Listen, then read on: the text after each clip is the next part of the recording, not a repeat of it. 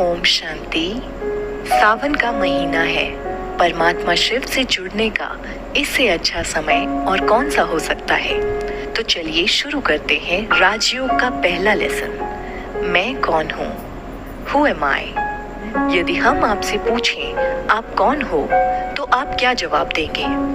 Video को pause कीजिए और 2 पल के लिए इसका जवाब सोचिए। शायद आप ये कहेंगे कि मेरा नाम फलाना है, मेरी उम्र इतनी है और मेरा व्यवसाय इंजीनियर, डॉक्टर, प्रोफेसर इत्यादि है। जरा ठहरिए और दोबारा सोचिए।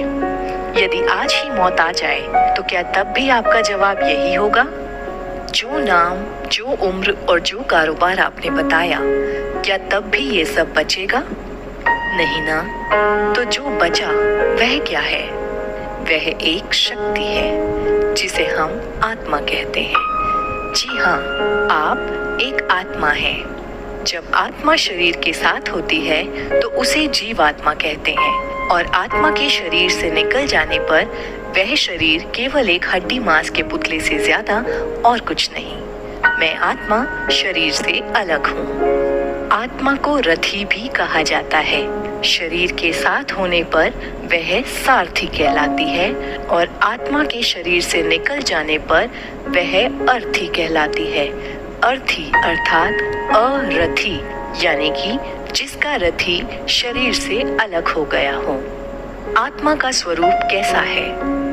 आत्मा ज्योतिर्बिंदु है, बिल्कुल एक सितारे के समान, जिसे हम पॉइंट ऑफ लाइट भी कहते हैं। क्या आप जानते हैं कि आत्मा शरीर के किस हिस्से में रहती है? अब चलिए आपको यह भी बताते हैं कि आत्मा भ्रिकुटी के बीच रहती है। यह मस्तक उसका सिंहासन है।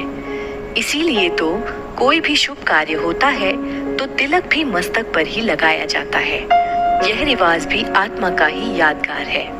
अब इसे थोड़ा गहराई से समझते हैं। जैसे एक कार को चलाने वाला ड्राइवर होता है, ठीक उसी प्रकार इस शरीर को चलाने वाली आत्मा है। जब कार का एक्सीडेंट होता है तो सजा किसको मिलती है? क्या